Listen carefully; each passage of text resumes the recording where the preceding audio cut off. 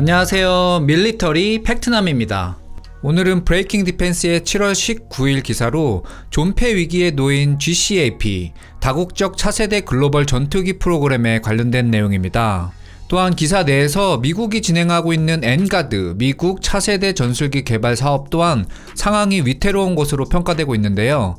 해외 유수의 방산강국들이 진행하는 6세대 전투기가 경제적인 이유로 상황이 그리 녹록해 보이지는 않습니다. 먼저 기사에서 해당 내용을 들어보시고 바로 이어서 대한민국이 KF-21EX의 개발을 계속해야 하는 이유를 GCAP와 엔가드와 같은 글로벌 프로그램의 낮은 성공 가능성의 배경과 함께 설명해 보려고 합니다. 그래서 정보만 원하시는 분들은 기사만 들어보시면 되겠고, 잡소리를 좀 더 들어보시고 싶으시면 끝까지 들으시면 될 것 같습니다. 내용 바로 확인해 보도록 하겠습니다. 기사의 출처는 동영상 설명란에 남겨두었으며 기사 내용의 자막은 주황색 바탕으로, 그리고 중간중간에 개인 의견이나 보충 설명은 파란색 바탕으로 표시가 됩니다. 구독과 좋아요, 알림 설정은 제가 좋은 영상을 만드는 큰 힘이 됩니다. 제목: GCAP 전투기 프로그램에 대한 입장을 확실히 밝히지 않고 검토를 국방부에 떠넘긴 영국 정부. 영국의 새 노동당 정부는 최근 출범한 국방전략 검토에 영향을 미칠 수 있다는 우려를 이유로 다국적 차세대 글로벌 전투기 프로그램에 대한 명확하고 장기적인 측면의 약속 이행을 이어나가지 않을 것이라고 결정했습니다.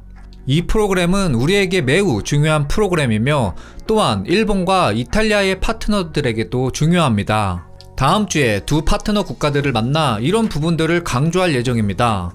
그러나 SDR에서 어떤 일이 일어날지 예단하는 것은 옳지 않습니다. 라고 오늘 열린 글로벌 공군 참모총장 회의에서 영국 국방부 장관인 루크 폴라드가 말했습니다. 폴라드 장관은 연설을 통해 전 나토 사무총장이자 이번 전략문서의 주요 검토자인 조지 로빈슨에게 이 플랫폼과 저 플랫폼은 꼭 지켜야 한다고 말해서는 안 된다고 제안했습니다.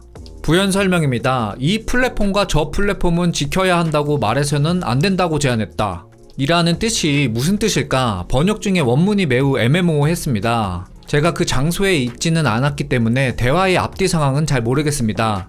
다만 앞뒤 문맥상 특정 무기 시스템이나 군사 장비에 대해 미리 결정을 내리지 말고 전체적인 전략과 필요에 따라 종합적으로 검토해야 한다는 의미를 내포하는 것 같습니다. 즉, 국방부 장관인 폴라드는 특정 장비나 프로그램을 미리 보호하겠다 또는 강조하겠다라기보다는 전체적인 전략적 국방 검토를 통해 필요한 모든 요소를 균형 있게 고려해야 한다는 점을 강조하는 것으로 보입니다. 이는 국방 검토가 공정하고 포괄적으로 이루어져야 한다는 뜻을 담고 있으며, 이러한 검토가 GCAP를 특정해서 부각하거나 또는 유리하게 평가되지 말아야 한다는 의미입니다. 부연 설명 끝입니다.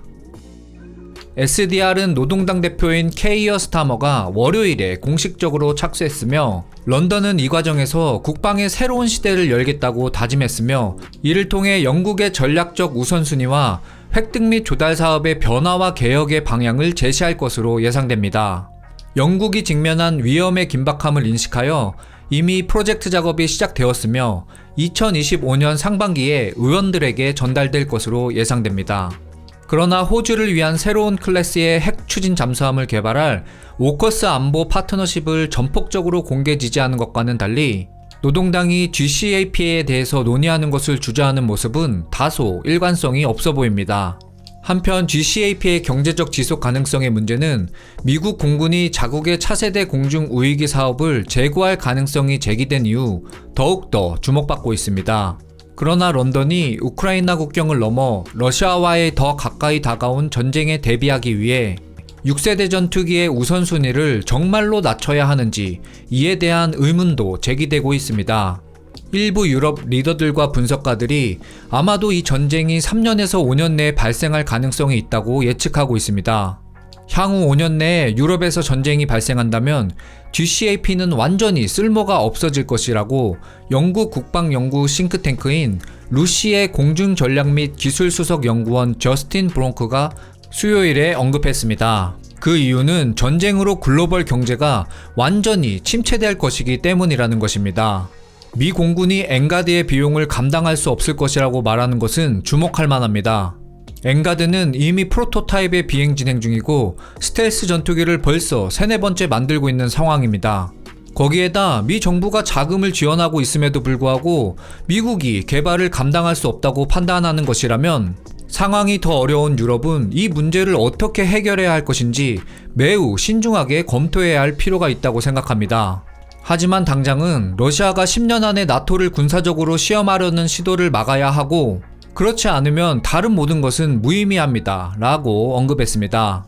다른 분석가들은 두 프로젝트가 기체당 2억에서 3억 달러, 한화 대략 4,200억 원에 달하는 상황이라 언급하면서 다른 예산의 기반으로 프로그램을 진행하고 있기 때문에 잠재적으로 엔가드가 취소된다고 해도 GCAP에 미칠 수 있는 영향이 적을 것이라고 비교적 덜 회의적이었습니다.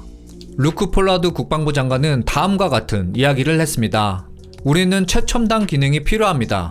다만 국민의 안전을 지키는데 미래에 필요한 첨단 시스템을 조달할 때 가장 경제적이고 효율적인 방법에 의해 조달되어야 하며 이는 결국 파트너와 협력하는 것입니다. 그럼에도 불구하고 한 고위 라프 대변인은 오늘 기자들에게 익명을 조건으로 열린 언론 브리핑에서 폴라드의 GCAP에 대한 입장에 전혀 놀라지 않았다고 밝혔습니다. 그는 그 이유로 예산 문제를 언급했습니다. 이것은 매우 큰 투자입니다. 규모로 볼 때 향후 10년 동안 GCAP에 대한 투자 금액은 우리가 육군 장비 조달 계획에 투자할 금액의 약 4분의 1에 해당하는 수준입니다. 라고 덧붙였습니다. 이전 영국 보수당 정부는 2025년까지 GCAP에 20억 파운드, 한화 대략 3조 6천억 원을, 전체적으로는 120억 파운드, 한화 21조 5,200억 원을 추가로 투자하기로 약속했습니다. 그러나 노동당이 이 수준의 자금을 계속 유지할지는 지켜봐야 할 일입니다. 공군 대변인은 2037년 이전에 유로파이터 타이푼 4세대 전투기를 대체할 솔루션이 필요하다고 언급했습니다.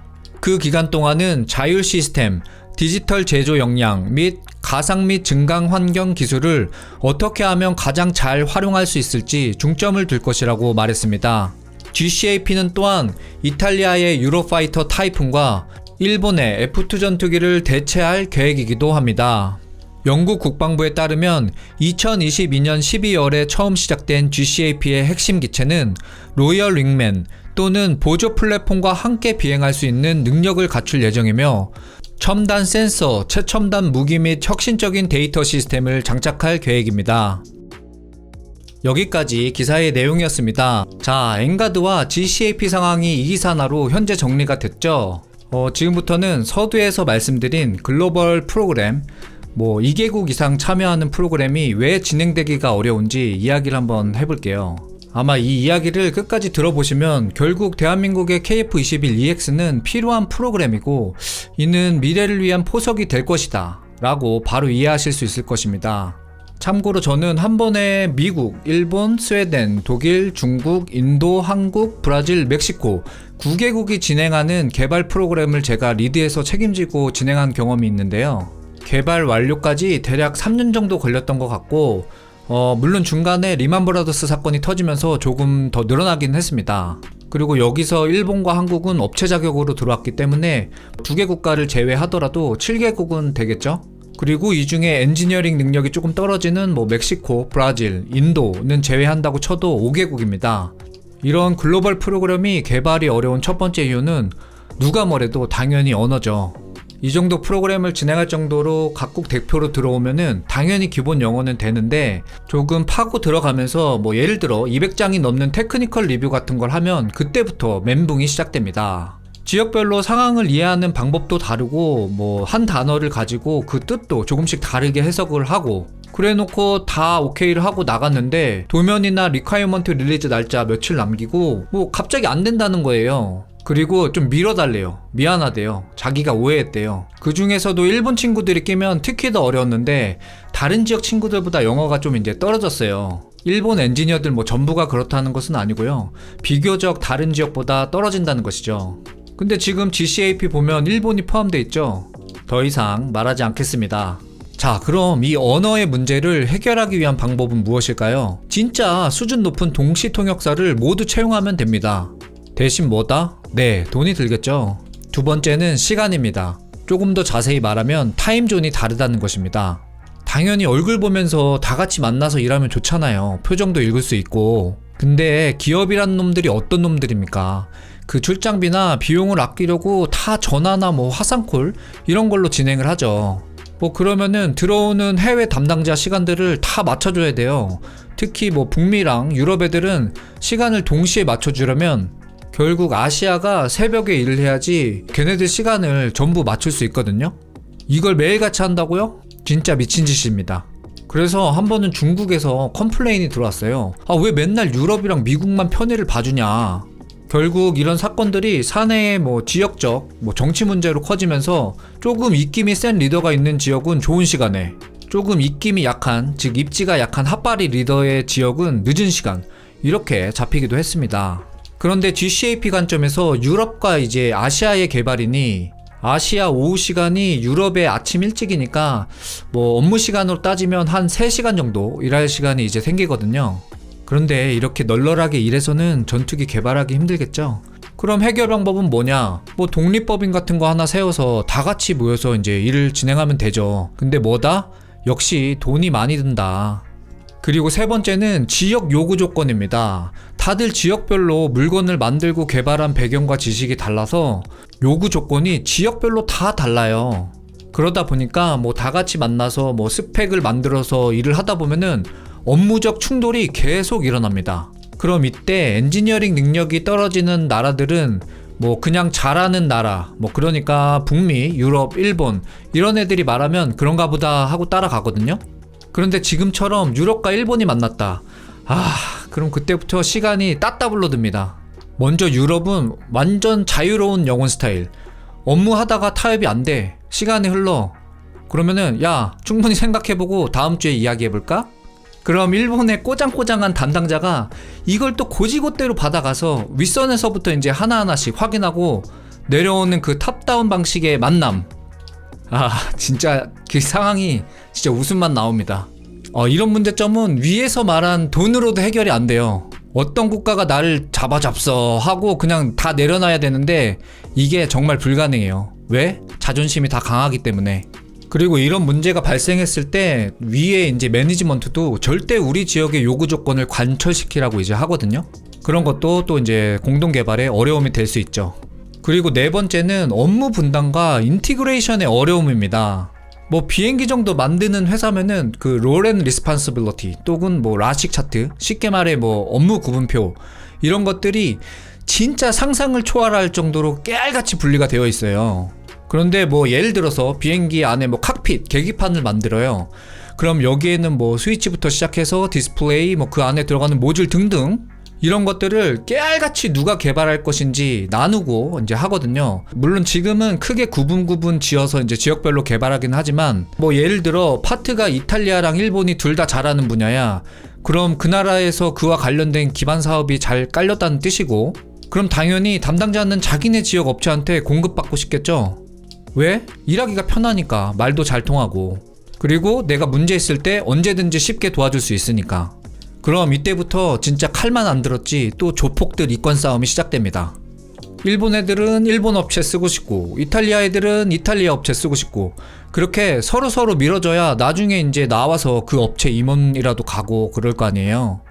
그러면서 이런 업무 분담과 업체 선정 과정에서 엄청난 타임 딜레이가 발생합니다. 그 외에도 실무에서 나오는 정말 어마어마한 일들이 많지만 뭐 다 설명하기는 시간이 부족하니까 여기서 멈추고, 결국 이런 혐오 프로그램들은 업무에서 발생하는 리스크를 잘 모르고 한 번에 올라간 낙하산 매니지먼트 또는 앉아서 주판만 튀기다가 돈만 따지는 운영팀이 주장하는 허상이라고 말할 수 있겠습니다. 그래서 제가 생각하는 이상적인 운영 방법은 한쪽이 운영을 뭐 전적으로 하고 나머지 국가들은 돈으로 때려 넣는 것이 효율적이라고 생각을 합니다.